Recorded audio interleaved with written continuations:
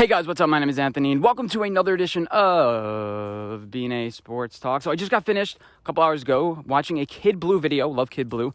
I always like watching his unique opinions about different things like that, different things about the Giants and all around the league. And I think he puts a lot of effort into his videos. I know how busy he is, so definitely do give him a subscribe. He always shouts me out, so I'm like a fifth of his size. But yeah, subscribe to Big Blue, Kid Blue. I'm pretty sure you guys know who he is already if you're watching this video. But I want to talk about Kyle Pitts and his opinions about it and kind of react to it.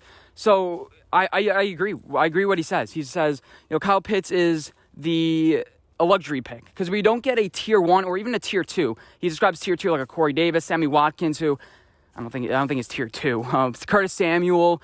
If we don't get a Curtis Samuel, one of those guys, or a tier 1 guy, which he describes Allen Robinson, Kenny Galladay, who we would have to trade for, by the way, most likely, it wouldn't make sense to draft Kyle Pitts because there's probably going to be one of those top 3 receivers that drop down to us. Now, it depends who we like. It depends if we even like Smith. I don't know. I'm guessing we would. But it would kind of just be lackluster. Imagine you have Kyle Pitts, but you don't have that solid foundation base. We have Darius Slayton, who has a limited route tree. Kyle Pitts probably has a limited route tree too. What can he do? He actually ran a whip route in college.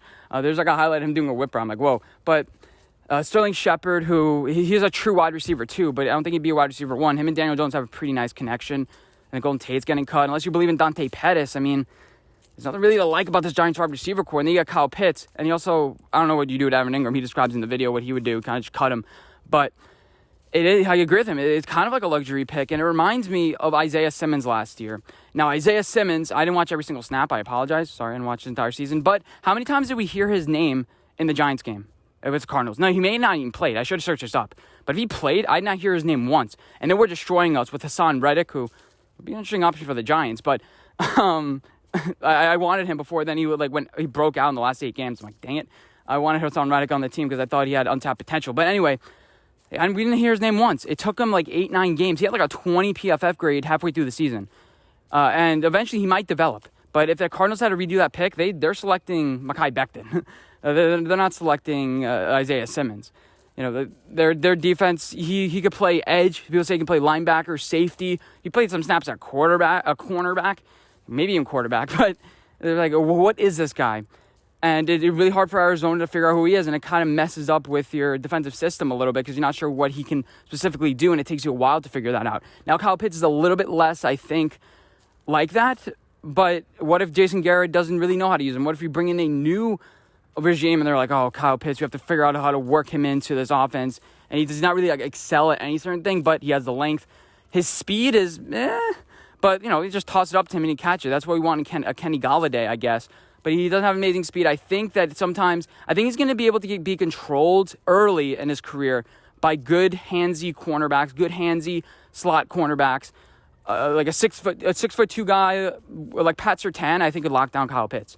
If you have him right on the line, but he did catch a touchdown over him. But a guy that's nice and handsy, maybe into J.C. Horn, but J.C. Horn's short, but a guy could control him completely, I think, in the beginning of his career, and that's going to really frustrate him. But we've seen guys don't even need to be that fast. You don't need to be fast. Just find the open zone, get smart. That's why guys like Jason Witten were able to play 500 years in the NFL. But PFF came out with a study, and they basically said, it's not really a study, I guess, more than it is tight end, running back, have the least amount of drop-off between rounds. The NFL does a really, bad job, I won't really call it, in scouting, but George Kittle was selected in the 4th round, Rob Gronkowski in the 2nd round, Travis Kelce in the 4th, 5th, whatever it is. But take a look at the 1st round tight ends, Evan Ingram, all right. You have T.J. Hawkinson, yeah, but and again, they don't even provide a lot of value to the team. How much value did T.J. Hawkinson provide? He went 3-13, and he had 1,000 yards. He's one of the best guys in the league as far as catching and even some blocking that he started to develop. Cole Kmet, he was a top pick, but there's not really. It's really tight ends are really scheme dependent position. Now they're guys that are technical, but what I worry about Kyle Pitts as well is that he's gonna be like, oh, I was selected in the top 10 or top 11th. That's gonna rationalize, I'm a good tight end, but he has a lot of work he still needs to do. He needs to be a better blocker, and that might get into his head, I think. But I feel like I go to UF. Kyle Pitts is a good mentally sound guy. I think he's a good person. He has good character. That's why the Giants are attracted to him. He was never a guy outspoken. He's not like a diva wide receiver. He's kind of like a Devontae Smith a little bit. But it may get to his head, as a top 11 guy. What are you telling me? I'm a top pick. What do I need to work on? That's why I'm here. I'm big. I'm strong. And then he doesn't really work on the little stuff. So I am worried a little bit about that Kyle Pitts. But I think he should be fine. I think he should be fine. The guy's tall, lengthy, he has all the traits. But the thing is, quarterbacks, we know the Dak Prescott's, Russell Wilson's of the world, they're really rare. They get the 4th, 5th round guy. Gardner Minshew, we thought he was great. He's a 6th round pick, and now he's out of the league. There's really rare to have a Tom Brady. But cornerbacks, the NFL does a really good job. Usually the top first 2 round quarterbacks are good. Because the top 5 cornerbacks, if it's selecting the first top 5 picks are not good. But you get that for the first, 2nd round guys, it feels like all of them hit. All of them are good. But then you get the 6th, 7th round guys. When's the last time you heard of a 6th, 7th round cornerback? Exactly. So the NFL doesn't really do a good job. It does a pretty good job scouting those 2 positions. But running backs, the Seattle Seahawks drafted 2 running backs in the same year. Penny and Carson. Carson's 10 times better, and Penny was selected in the 1st round. So the next topic I want to talk about for a minute, Alex Smith. Basically, we know he's going to get released by the Washington football team. They're going to save a bunch of money. Good for them. That's the right position to do. I think that's completely right. I think it's 100% the right decision because you're saving a bunch of money, bringing a new quarterback in. A little bit salty, maybe a little bit salty against Washington. May join the Giants. I think he's going to try to fish around for a starting role, but I don't see where he's going to play. Maybe Pittsburgh? Because Pittsburgh is pretty desperate. Maybe they go, Big Ben, you're out. Let's get a cheap guy in Alex Smith or something, but it's so much dead cap. I think they have to trade him to get rid of him. Don't quote me on that. Who else is going to take him?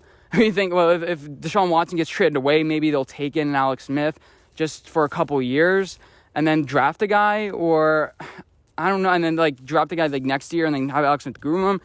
I don't see a logical landing spot for an Alex Smith around the league.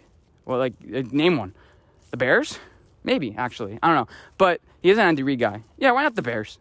Yeah, that's actually smart. But I think that he can join the Giants. That's basically what I'm saying. And I think that if he fishes around, nobody's there, bring him into the locker room, and I think he could be a good coach eventually. He did lose to us in the NFC Championship, so he may have some sour grapes about that, but I'd bring him in. I wouldn't really... The thing about mentoring Daniel Jones, I'm kind of iffy about that. We already brought in... he already had Eli Manning, Colt McCoy, and then bringing Alex Smith. Let the dude take control of the locker room. I'd look into it. How about that? And then finally, the last topic I want to talk about is... talk about 2. I don't know. I have 2 topics right here. I'll do Rashad Bateman. I want to talk about him because I was talking about him a couple weeks ago. I'm like, this dude has underrated speed. He is good off the line. I'm like, what? He wears number 13. I'm like, what are people missing in this guy? I'm like, this guy, if he can run quickly and understand routes in the NFL, I mean, this guy can be. I had him at number 4 basically. I had him as my number 4 wide receiver, and it wasn't even close. I have him as a tier 2 guy. I think he's the only one in tier 2. I have the top 3, him in tier 2, and then you have Rondell Jones, Elijah Moore. I think Rashad Bateman is clearly better than that 3rd tier of wide receivers. And his route running, and people now are obsessed. I'm like, well, I made a video about Kyle Pitts. 2 weeks later, everyone's talking about Kyle Pitts. I make a video about Rashad Bateman. 2 weeks later, everyone's talking about Rashad Bateman. But I'm going to make a complete different video talking about Kwity Paye and why I don't want him. It's it just annoys me so much. But look out for that video. I'll make a whole video about Kwity Paye. I like him. He's a good player. But we have so many other problems. What does that solve? I mean, Patrick Graham, I don't know. I guess if we lose Leonard Williams and Dalvin Tomlinson, I get it.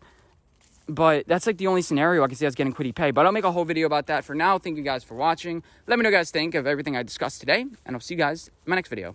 Bye, guys.